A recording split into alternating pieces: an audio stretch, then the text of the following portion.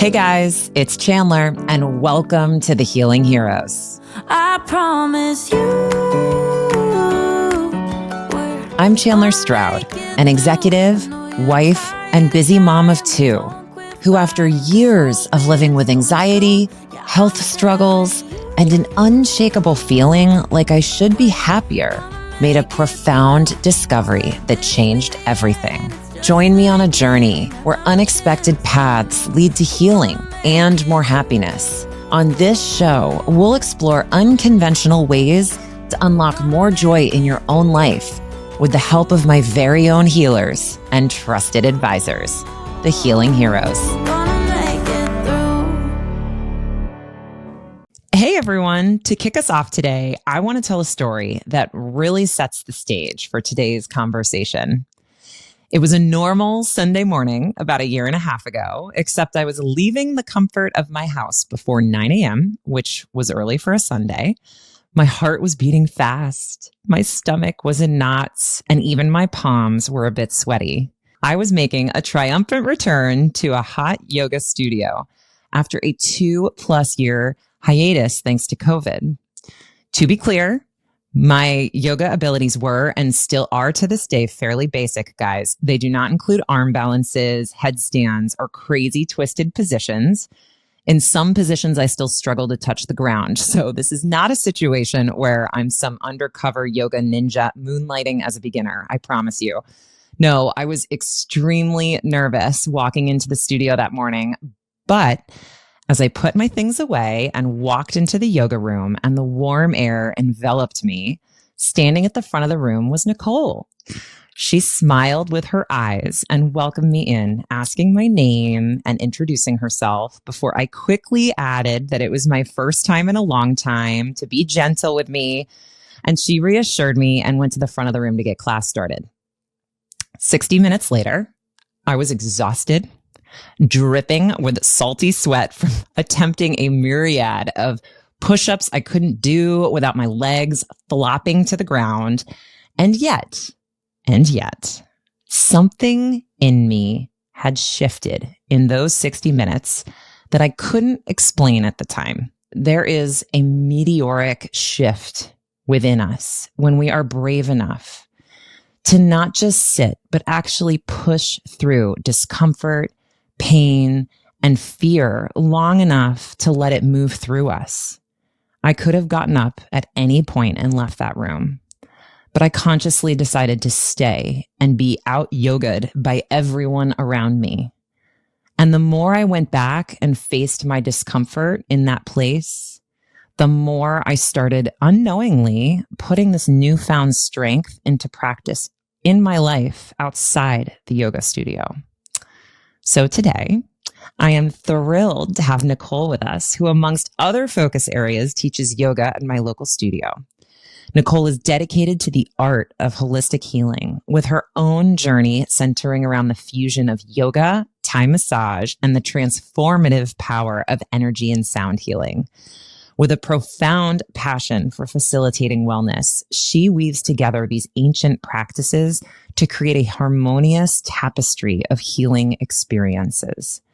Through the mindful integration of yoga postures, the therapeutic touch of Thai massage, and the resonant frequencies of energy and sound, she aspires to guide individuals to self-discovery and holistic well-being, while creating a space where both the body and spirit find restoration and balance.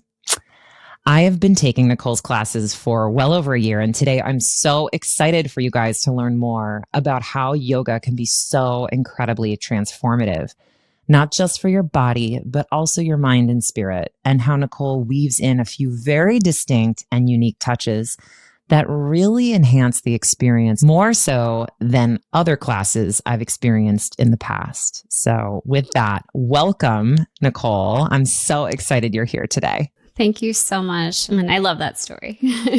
I love that story too, because it's the beginning of not only my own practice, but most importantly, a beautiful friendship. I'm so happy to have gotten to know you so much better week after week, and then through our work together, talking about having this conversation. I feel so fortunate. So thank you for being so warm and welcoming, that not just that first day, but beyond. It really made a difference in encouraging me to show up again and again and again. Wow, I love that. And I feel the same return from you. It's, the beautiful thing about teaching is that we're all sort of mirrors of each other, and you have inspired me in your growth and your practice. So it's been wonderful to see. Thanks, Nicole. I really appreciate that. Well, let's dive in. Okay. So I know you practice yoga, Thai massage, and sound healing, and we'll get to all of that in future episodes. So tune in, guys. It's going to be really great. So first off, can you just explain what yoga is to someone who's never done it before? Yeah. So yoga is the yoke and the union of mindfulness, body, and breath. And so you're practicing meditation, you're practicing yoga, you're moving an asana, which is moving the body, you're practicing yoga.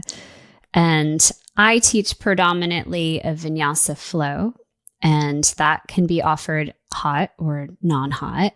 And what vinyasa is linking the mind, the breath, and body through movement. It's a sequence of poses designed around a peak pose. So you're building towards something. So you're strengthening, you're increasing your flexibility to ultimately work towards a pose or to actually achieve a pose. And my style specifically is more of a dance, because that's just my sort of take on it. But not every vinyasa instructor is that way. But it all is the union of breath, mindfulness, and movement through poses. Thank you for breaking that down for us. And I personally am a huge fan of vinyasa because I love the diversity in the poses and the movement. And I've taken both a vinyasa non-hot class with you and also a vinyasa hot, and both are different but very rewarding experiences. To build on that, what is the difference of hot yoga to the other types you just described? So hot yoga can be a variety of practices. You can practice Ashtanga in a hot room. You can practice Bikram in a hot room. Baptiste, I can go on. And Vinyasa obviously is offered there. It could be Yin. So you want to look into, when you're taking a class, what style of class you're going to be entering into. And there was one time when I took a class that was labeled hot yoga, and I made the assumption that it would be hot vinyasa, and I walked in and I had this wild experience where the instructor was yelling at me the entire time. And I'm a seasoned yogi, had been practicing for over 15 years at that point, and I had never had an instructor yell at me, and I just didn't even know what to do, or it was just like funny by the end of the class. And when I saw her at the end, I said, "What was that?" And she said, "It's Bikram." and then that was the first and the last Bikram class that I took. But people love it. It's just not my personal favorite. So be sure to look at the description of the class before going, and not just make an assumption that it's hot yoga, that it would be what you're typically used to. Thank you for sharing, and good advice for everybody. And I too have taken classes where I'm being barked at, and it's just not the same. It's not the same. And it's everyone has a different flavor, and some people choose a different style, and we connected for a reason. And yes. Yeah. Maybe hey guys, you might be the kind of person that's into boot camp yoga. Fully support that too. Absolutely. I mean, everyone's different. But that's actually a good point in general, is it really depends on the instructor. And so if you have a bad experience, you don't want to put yoga in a category of it's not for me and I don't like it. Get out there, keep trying and explore, because one instructor to the next could be an entirely different experience. I totally agree. And actually reminds me of what we were talking about before we jumped on here. I couldn't make your class yesterday. So I took a different instructor this morning nearby, and I loved it. I thought she was wonderful. And I have a rule that I will always try every instructor once. Oh, I love that. That's a great attitude and a great thing to do, because you just don't know. You don't know. And until maybe you'll find someone that, really works for you in that moment. And you wouldn't have found that person had you not tried. Tell me a bit more about how you've seen clients benefit from yoga. I have a client who is turning 70 this year, and she has been committed to her practice for a while now. And you would never know that she's 70 years old. I love everything about it. But when you hear people say, well, I'm old, I can't do that anymore. I don't have the flexibility I used to have, or I don't have the strength. And with this practice, it gives you the opportunity to maintain the physical capability of doing things that you never imagined. And she's the perfect example. She's in inversions and in handstands and doing things that my teenage students can't even do. So there's no age limitation to it. It's not giving up on yourself. It's focusing in on what you want to achieve, just like in life. So if it's important to you to get that pose, I believe that most people can achieve what they want to achieve within their practice. It's just, what is that's important to them? Yeah, it's incredible. I will tell you, the feeling you get from achieving a pose that you never thought you would get to or would be able to do really is powerful. And it really is. And guys, I'm talking about just holding my body weight up with my elbows against my sides. Like, this isn't fancy stuff, but being able to do that throughout class without my body touching the ground was like a huge win for me. It really was. It felt like, and some may see that as baby steps, but it's like, okay, I've done that. On to the next. Here we go. It's not about that pose. It's the journey in between, and that's life. So It's your job, it's your family, it's everything, but it's that journey. And that's why I love vinyasa so much, because you break down every pose. So every class is geared toward that peak pose, but not everyone in the room is going to achieve that peak pose, but they're working toward it unconsciously. Typically, they don't know where they're headed, but after repetitive movement, in a month, 2 months, maybe a year, maybe 5 years, all of a sudden they're able to achieve it. And it's not that just out of the blue it happened. They've been working towards it and they didn't even realize that the entire time. It's all about the effort you bring to the studio and to your practice, right? And we can take it in the opposite direction, where you have the people who are moving so quickly and they have this strength and flexibility and have all these things, but they struggle with anxiety and they're unable to sit still, and they've found stillness within their body to be able to hold a pose and allow themselves to feel and be able to relax into it. And that can be much more challenging than moving quickly throughout a flow. It's taking the moment to pause and actually feeling. And those have been really transformational experiences. That is amazing, because as you know, on this show, we talk a lot about sitting with discomfort and pain and feeling what you need to feel so that you can achieve what's on the other side, right? Those bright skies on the other side of the storm.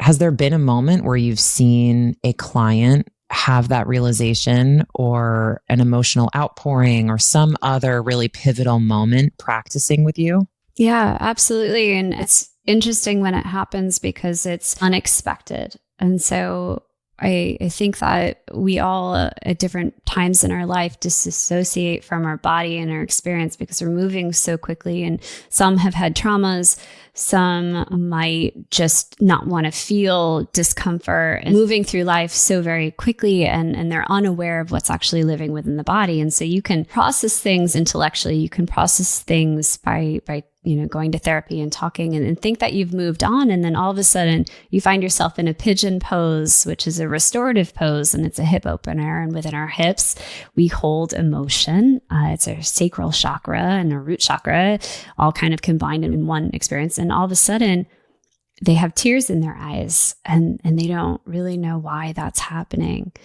And so I've seen that, and I always explain it. Actually, in a group setting, I'll say, hey, if you feel that discomfort right now, and know if you're feeling that emotion, that's normal, and that's the somatic experience, and our body's holding on to this information, and you're giving it the opportunity to let go and breathe into that space and just allow yourself to be there. So I can't say it's one student, it's students all the time that are having these experiences. And it's so powerful because oftentimes people don't discover the trauma within the body until they have an illness or an injury. And then all of a sudden there's attention and awareness to that space when maybe it's too late and they could have checked in earlier. And now by, taking a moment to pause and breathing into these poses, they're discovering things that they can work on and having a new sense of awareness. I love that. And has certainly been my experience as well. For the record, pigeon pose is my number one favorite pose. It always feels so good. And I don't know if you know anything about the tears, but I find this fascinating. So if you find that you have a tear in the inner eye, that's grief. And if you have a tear coming out from the exterior, that's just processing and release. What? My mind is officially blown right now. Yep. So, when you're in a restorative pose, such as pigeon or any of those types of poses, and you have that expression, think about, okay, where is my tear coming from? Oh, wow. It's coming from the inner eye. Okay, grief. Now, what do I feel like I'm holding in this space? And what does that look like? What color is it? What does it feel like? What sensation, what emotion is attached to it? And then all of a sudden you've discovered that this is something from, a trauma when you were 10 years old that you didn't even realize was there. But it's just taking that moment to explore it and not being afraid of that.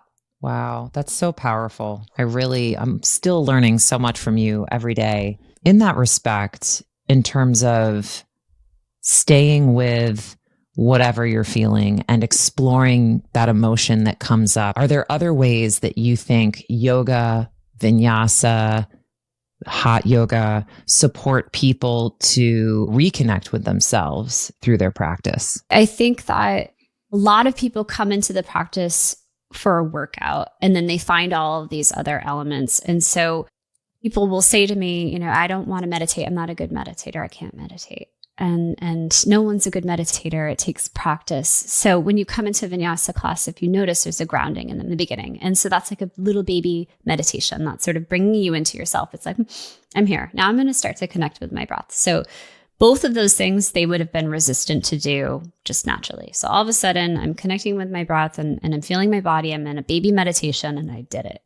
And then they start to move. Okay, well, I'm getting into, some little flexibility into my body. And then I'm doing the power flow. And now I'm so tired and beat that I'm ready for Savasana.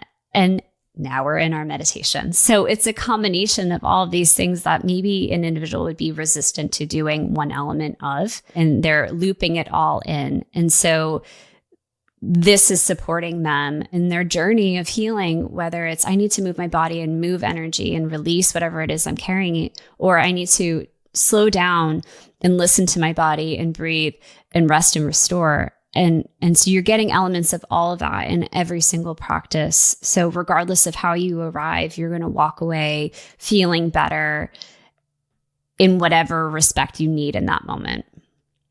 I really like that too, because I feel like so often many of us say, I am not good at meditating, or I can't sit and just focus on my breathing. But I do feel like yoga is a way of supporting that journey and really forcing it in a way that is accepting to the individual. And accessible. And no one walks into meditation being an expert meditator. And even if you have a strong practice, there are days that it's almost impossible and movement is more appropriate.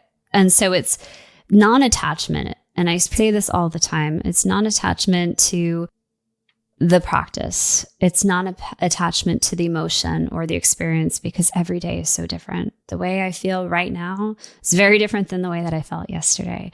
And it probably will be different from the way I feel tomorrow. And okay, what do I need right now? And what do I need to focus on? And that's the most important thing. So I'm not a great meditator. No, I'm working towards becoming a better meditator. I don't have a strong practice. Well, I'm going to work on that strengthening and flexibility to have a stronger practice. Yesterday, maybe I did an incredible job at achieving that pose, and tomorrow I might not be able to do it, but I'm not going to attach to that. I'm going to just accept where I am in that moment. And that's challenging in life, but that's what we need to do, is to be in the moment and just experience, okay, what is it that I need? And in this moment right now, I need to ground more. And tomorrow, maybe I need to move my body a little bit faster to release energy and stress and tension. And that's perfectly fine because that's what I'll need in that moment. You just mentioned grounding yourself at the beginning of class. And I know you have a very unique signature way that you ground the room before you start a class. Can you tell everyone a little bit more about that? Yeah, so I do sound healing, and I always incorporate sound healing into all of my classes. And the way that I do that is I bring a bowl, and in our opening, which is a grounding meditation, I will set an intention for everyone and I'll play my bowl. And then at the end of every class, I will play the bowl in Shavasana. And the reason why I do this, and the analogy that I give always for sound healing, is if you can imagine a lake during a thunderstorm and the rippling effect in the water from the thunder, it's essentially what happens to our bodies with sound healing. We're made up of over 60% water. And so the energy, the water within the body just starts to move and shift. And so when people come into the room and you don't know what they're walking in with, what kind of stress is going on in their life, their mind is moving.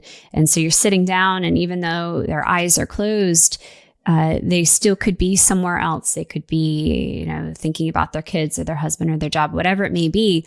And there's something about the sound, which is that frequency. Once you start to play it, it's like, whew, wait a minute, I'm in my body and I'm feeling this shift, and it grounds everyone always. And so I start that way and then I end that way, and people leave feeling different emotions and feeling better in their body always. And they're confused. How did that even happen? And it's because of the shift.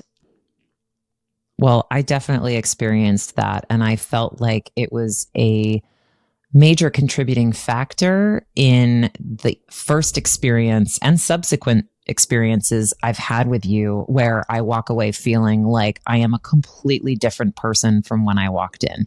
Yes, it's the sweating and the movement and the opening of my body, but there is something about those bowls that you play at the start and end of class that is just so peaceful, soothing, and hard to describe. It's sort of like a jolt, but in the gentlest way possible. It's that jolt that took you out of the looping mind. It's that little break from those thoughts, and you're able to just feel. And that's hard for so many people, most people, I think. But I also feel like that's another benefit of hot yoga, right? Yep. It breaks that cycle of the mind because you're so focused on the heat and the poses and keeping up, and your body's moving and you're so in your body, breathing and moving, that you can't think about anything else. Exactly right. So it's moving meditation. Really quickly, Nicole, earlier you mentioned Shavasana. Yeah. Can you quickly explain what Shavasana is and why it's so important to each class? Shavasana is the most important pose of an entire vinyasa flow, and it's corpse pose, which is where you lay down and you don't move your body. And the breath that we use throughout vinyasa is called ujjayi breath. So it's a breath inhaling through the nose and an almost oceanic sound on the exhale through the nose. And you step away from that in Shavasana. You just return back to that natural breath and however it flows for you. And you allow yourself to arrive in stillness and just be for a moment. And, some Shavasanas could be 30 seconds or it could be 5 minutes, but it's so important to just take that moment to come back and center and ground. But I would never take a class without doing Shavasana ever. It's so important, and it just doesn't feel complete unless I were to actually do that. And so when people leave before Shavasana, because there are people who have resistance to it, and maybe, I believe that. Yeah, and that's not what's important for them in that moment. They think, but maybe I would challenge them to say, what is it that you're avoiding or you don't want to feel? And that goes back to holding those deeper poses and being in stillness and sitting in that discomfort, because sitting in stillness can be very uncomfortable for many people. And maybe they're not just ready for it in that moment. And eventually they'll find, that extra time 1 week, and that will be their groundbreaking opportunity. But you have to meet people where they are, and they'll arrive in it in their own time. Beautifully said. I think another reason busy moms or busy women might struggle with Shavasana or just sitting around is because I do feel like with so much going on, we feel guilty just resting our minds and bodies, even for a few minutes during the day. And the beauty of a yoga studio and Shavasana is it gives you license to take that time for yourself to just peacefully be with your mind, with your body, with your spirit, without interruption. Everyone around you is doing the exact same thing.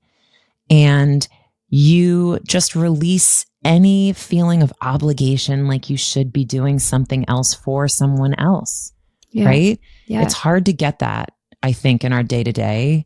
Absolutely.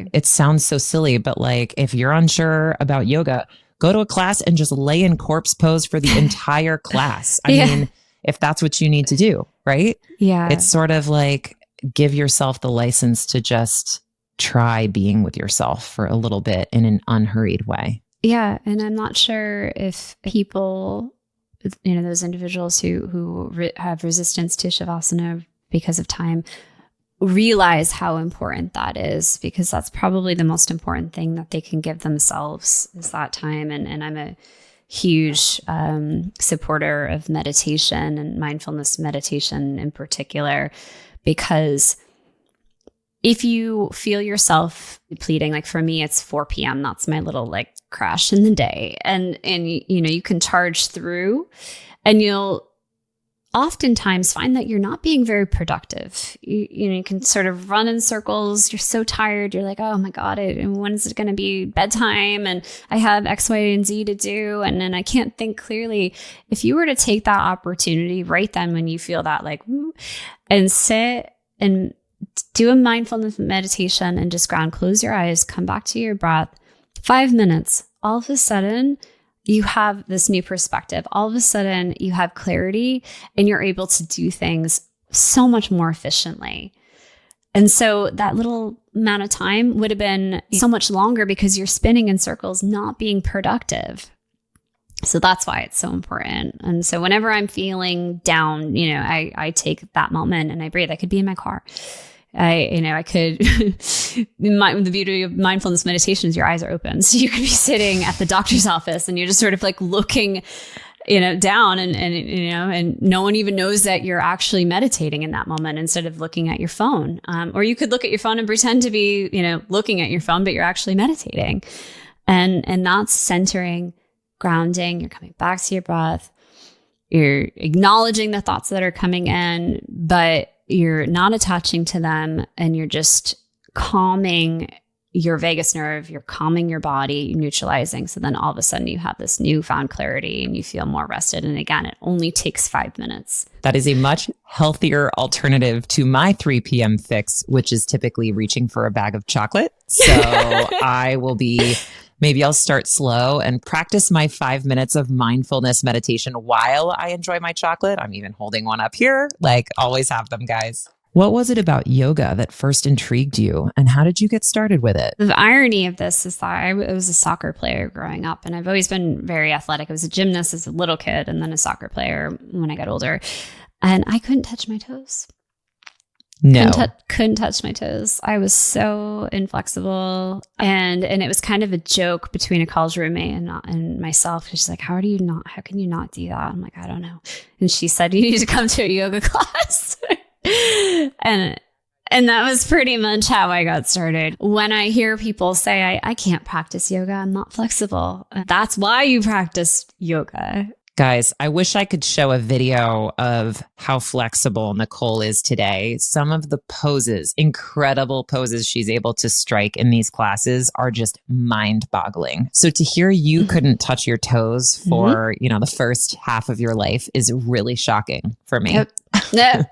So that's the thing, whatever's important to you, I believe you can achieve it. And that's the beauty of it. There's no mastery. I would love to hear, Nicole, how has yoga and teaching yoga made a difference in your life?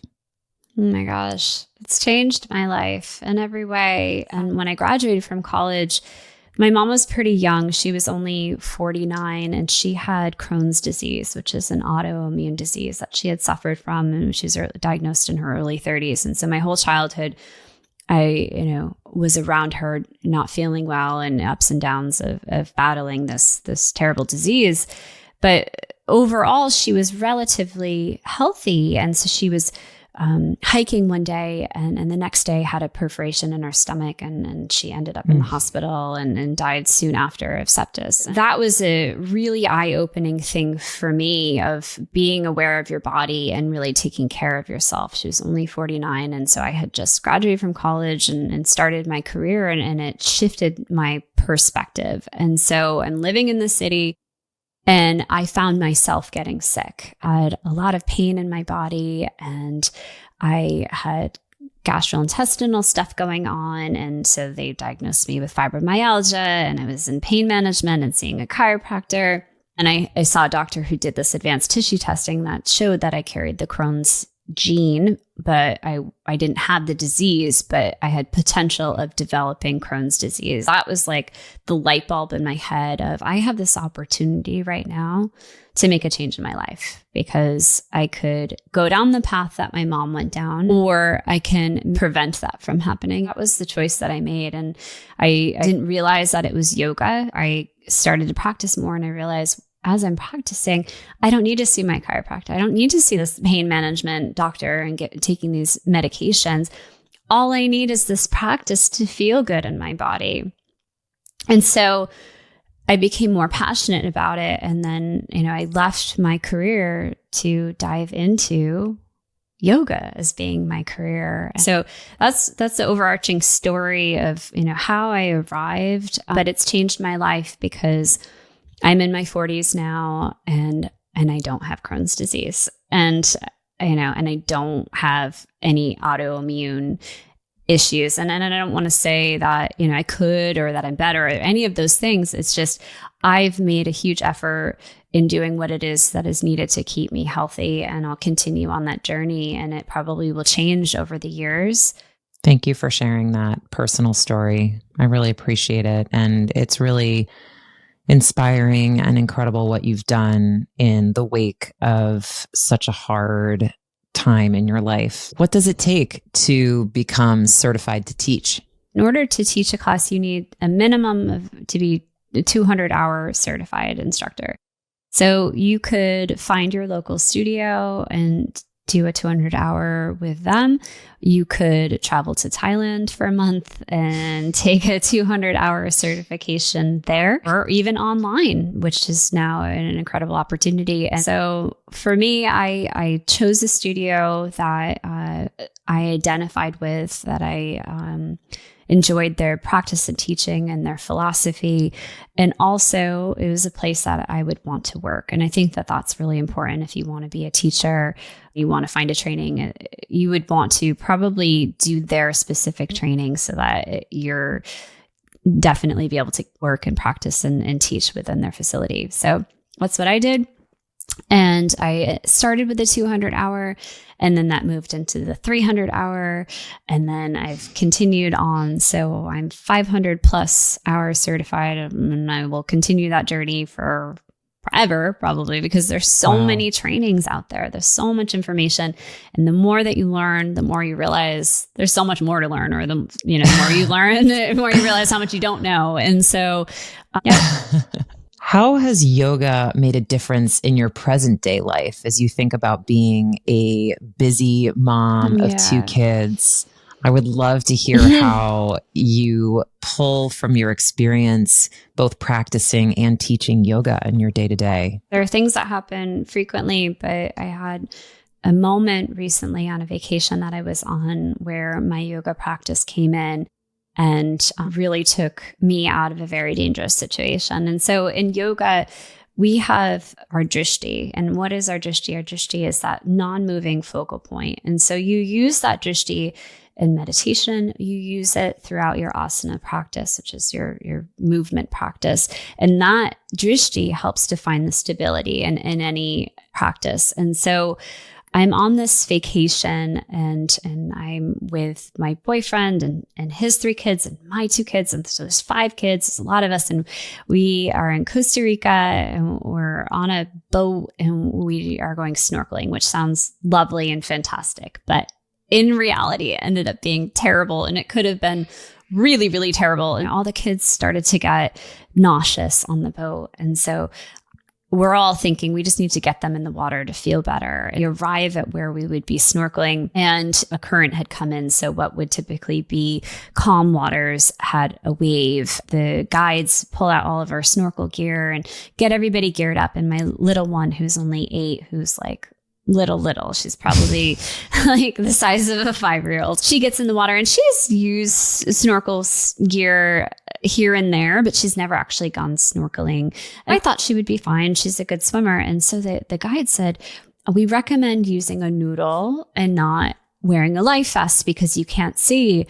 And they actually didn't have life vests. I was distracted by all the kids being so nauseous that I trusted their judgment, because this is a tour that they lead, that they would be fine. So I let the kids just go in and I get myself geared up, and then I go in and my little one was sort of panicking. She couldn't figure out how to use the snorkel and breathe properly. And so I swam over to her and then I felt the water and I looked down and it was like 30 feet deep. It was so deep. And then all of a sudden the boat's not even near us and the land is pretty far away and our tour person is swimming towards the land and it's just her and I, and the other kids are swimming with nothing but a noodle, and she's panicking. And I used to be a lifeguard. I've saved people, and so I knew what the situation was. I had zero ignorance. I knew exactly what the situation was, and I started to panic myself. And I knew that I needed to calm myself down, so I went over to sort of hold her up, and I put my face in the water, and I could breathe, and I found that drishti in that moment.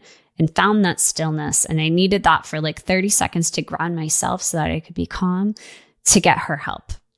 Wow. And, without that practice, I could have panicked and who knows what could have happened. I found that focus. I found my breath. I calmed my central nervous system down, slowed down. And then by doing that, she was able to calm down. And even though she couldn't put her face in the water, but she saw that I was calm, it naturally calmed her down.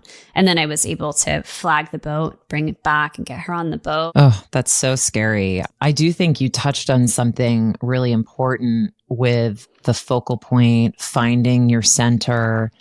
Yes, absolutely in those scary moments. But I think that practice of finding your center can be tapped into in so many other situations where you're overwhelmed, you're busy, whether overwhelmed with an emotion or just with the volume of things on your plate. Yeah. Finding your center is so important because I do think our kids take cues from us. Absolutely.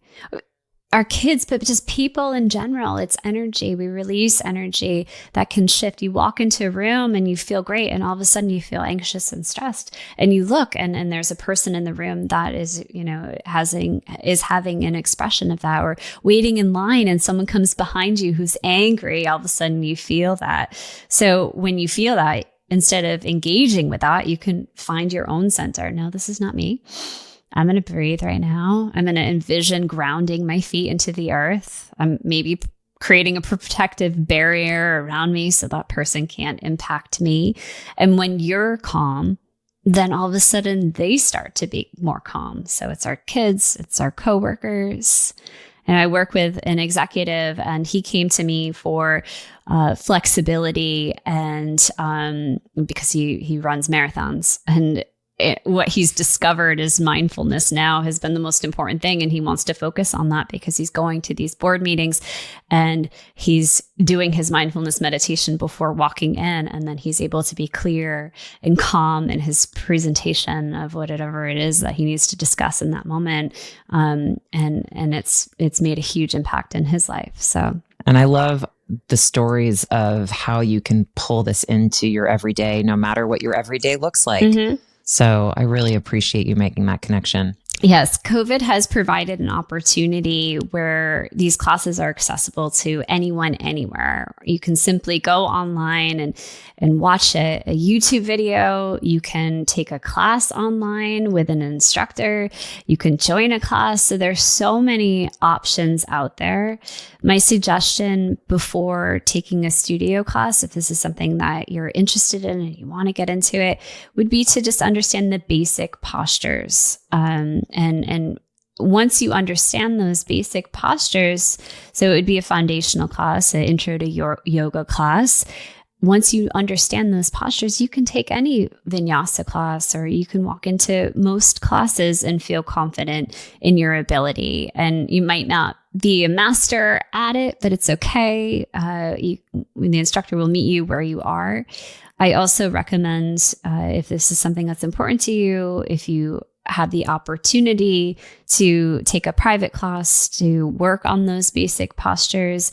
And in this way, you have a better understanding. And when you explore the alignment in the proper alignment, then you can avoid injury. And so it's a wise investment for yourself, for your body, and for your confidence. I love those suggestions. You, I know, do hands-on adjustment in your classes.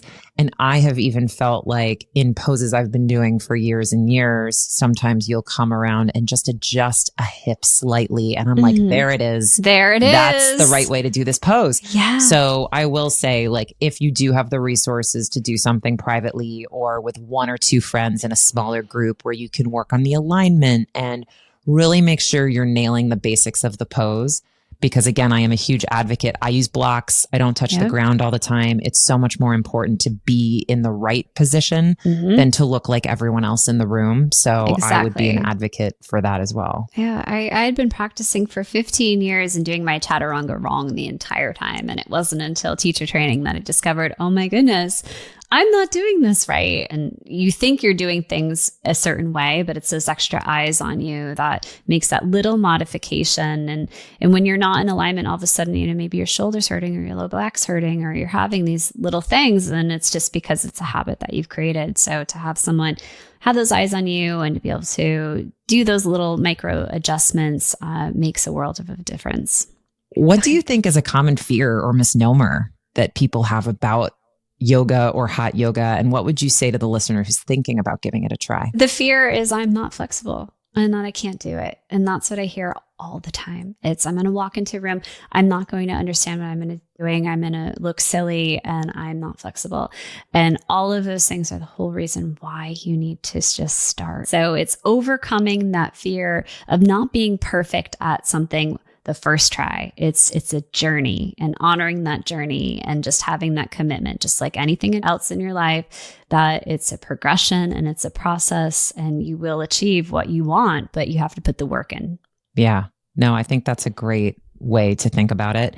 And I will also add that I have now practiced yoga at a number of different studios in lots of different states across the US.